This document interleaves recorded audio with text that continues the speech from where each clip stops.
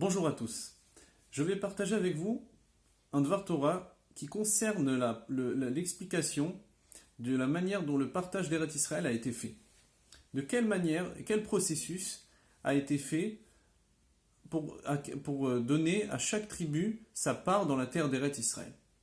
Alors il faut savoir, bien sûr que dans le Chumash, c'est écrit déjà qu'il y a déjà deux tribus, une demi d'autres tribus qui a pris une part en dehors d'Eretz Israël, en dehors du Jourdain. Donc c'est un peu tout ce qui est la Syrie et la Jordanie d'aujourd'hui. Donc c'est le Shevet Reuven, Gad et la moitié du Shevet Ménaché qui ont pris une partie là-bas parce qu'ils avaient du bétail, ils avaient besoin de faire paître leur troupeau et c'était une terre qui leur était favorable. Donc eux, ils ont pris déjà une partie en dehors d'Eretz Israël.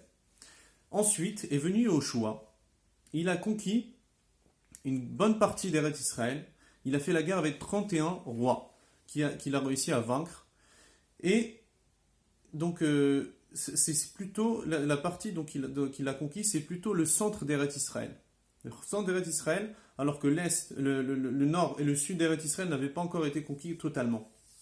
Et le Midrash dit à ce propos, pour quelle raison Yoshua n'a pas voulu conquérir tout Eretz Israël, faire vite pour la conquête d'Eretz Israël, parce qu'il s'est dit que si la conquête d'Eretz Israël allait se faire vite, eh ben il allait peut-être mourir plus tôt. Alors que si la conquête n'allait pas encore être terminée, il allait vivre plus longtemps. Et d'ailleurs, on dit qu'on lui a enlevé des années de vie à cause de on lui a reproché d'avoir fait cette chose-là. En tout cas, Yahushua lui a conquis 31 rois et a vaincu 31 rois. Et ensuite, ce qui s'est passé, c'est que il y a eu, comme il est écrit dans la Gemara dans Erechin, déjà combien de temps ça lui a pris de conquérir ces terres-là. Il y a une Gemara dans Erechin d'Afyud Gimel, elle dit que ça lui a pris 7 ans, la conquête de toute cette guerre-là lui a pris 7 ans. Et ensuite, le reste du partage d'Eretz Israël, ça a pris encore 7 ans. Le temps que toutes les tribus s'installent dans tout Eretz Israël, ça a pris encore 7 ans. Donc en tout, ça a fait 14 ans, le temps de conquête, etc., de conquête et d'installation du peuple juif dans toute la terre d'Israël. Donc ça, c'est pour la partie conquête de Yahushua et l'installation des Béné Israël, combien de temps ça a pris. Maintenant, on va essayer d'expliquer en deuxième point. Deuxième point, c'est que de quelle manière le partage et l'acquisition et la manière de quelle manière nous avons donné et donné chacun a reçu une part d'Eretz Israël. Alors, comme il est écrit dans la Torah, que l'Eretz Israël va être partagé par un goral, par un tirage au sort. Alors, le tirage au sort, la Gemara dans Baba Batra d'Afkouf Kaf explique qu'en fait, il y avait deux boîtes. Il y avait une boîte avec le nom des tribus, une autre boîte avec le nom des régions d'Eretz Israël. Chaque région, il y avait alors une ville connue et sa région. Par exemple, quelqu'un qui avait Paris, mais il avait Paris, région parisienne. C'était une région. Donc il y avait 12 régions, 12 noms. Et la Gemara dit que nous savions déjà par Ruach HaKodesh et par le Urim Vetumim, donc le pectoral du Kohen Gadol, qui déjà désignait avant même, dès qu'on sortait le nom de la tribu selon laquelle devait recevoir la part d'Eretz Israël, avant même de sortir le nom de la région, le Choshen disait quelle région il allait recevoir. Et Yahushua, aussi, vous savez que Yahushua, par Ruach HaKodesh, savait aussi, comme l'explique le Malbim, il savait aussi qui allait recevoir quelle partie d'Eretz Israël. Et pourquoi? Parce que déjà, il est écrit que le Malbim fait une différence entre Veishlachti Goral, de jeter, on jette un tirage au sort, on fait un jeu de dés, etc. Donc c'est un peu, de certaine manière, c'est du hasard, on compte sur le hasard. Alors que là, il est écrit Veyariti Lachem Goral.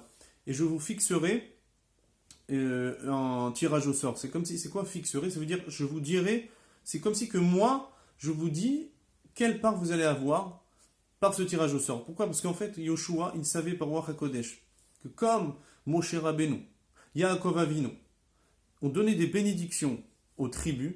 Si vous voyez toutes les bénédictions qui sont ramenées dans la fin de Sefer Bereshit et dans les Sefer, à la fin des Sefer Devarim, les bénédictions que Moshe Rabbeinu a fait ont été sur les parts d'Eret Israël. Quelle part allait recevoir chaque tribu?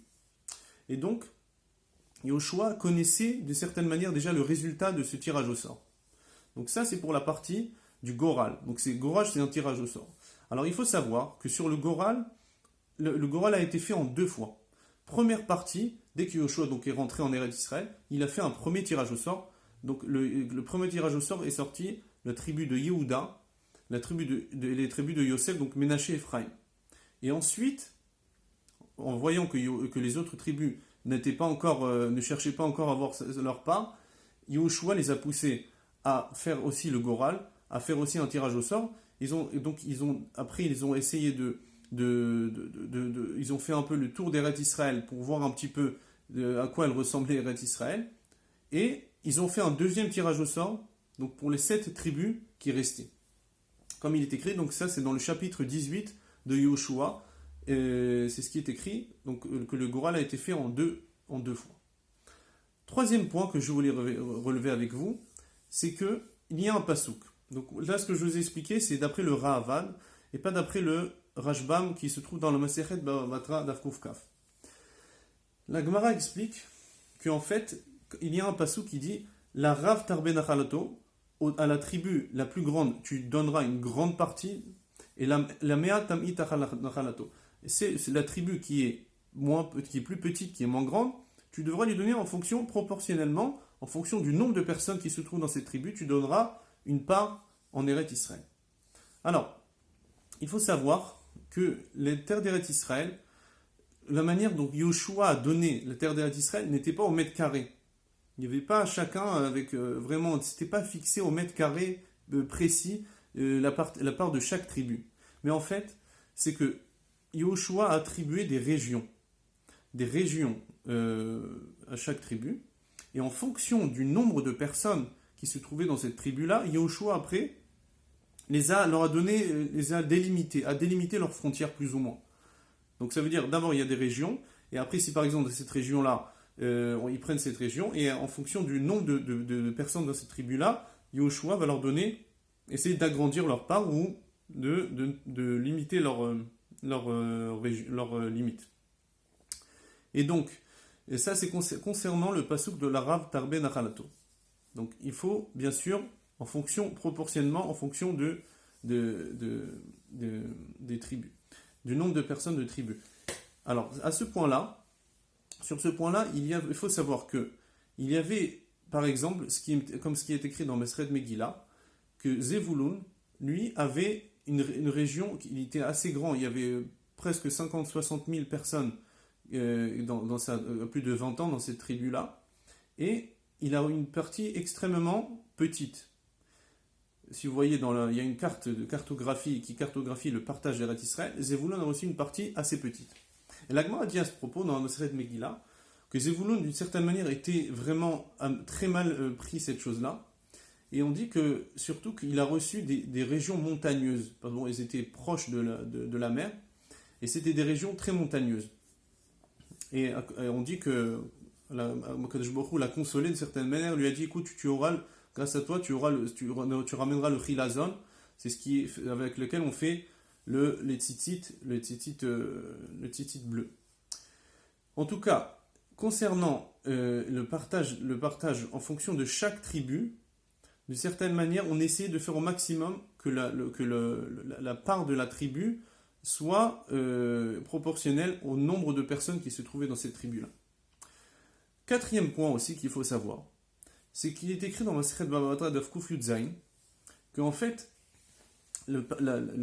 l'héritage et la part de chaque tribu en Eretz Israël était faite en fonction du moment de ceux qui sont sortis de Mitzrayim, d'Égypte. Si par exemple, au moment de la sortie d'Égypte, il y avait une famille dans une tribu, par exemple de Réhouven, il y avait plusieurs familles, plusieurs grandes familles, et dans cette famille-là, ils avaient 10 enfants. Donc maintenant, ces 10 enfants qui avaient plus de 20 ans devaient hériter chacun une part en Eretz Israël. Et si par exemple, si on rentre en Eretz Israël, donc c'est bien 40 ans après de tout ce qui s'est passé, la période du désert, ils arrivent, cette famille-là, ils se trouvent beaucoup moins. Par exemple, il se trouve 5 enfants, etc. S'ils se trouvent beaucoup moins qu'au moment de la sortie d'Égypte, on ira quand même, leur part, leur droit d'héritage en Eretz d'Israël sera en fonction du moment où ils sont sortis en Égypte. Ils sont sortis d'Égypte. Donc, en fonction, ça sera proportionnellement au nombre de personnes sorties de Mitzrayim, et non en fonction des personnes entrant en Eretz Israël. Ça, c'est aussi un point important. Donc, il y a 4 points importants. Premier point, qui concerne le partage d'Eretz Israël, la conquête de Yahushua et le début du partage d'Eretz Israël. Deuxième point, c'est la manière de laquelle on a fait le partage d'Eretz Israël, c'est par un tirage au sort.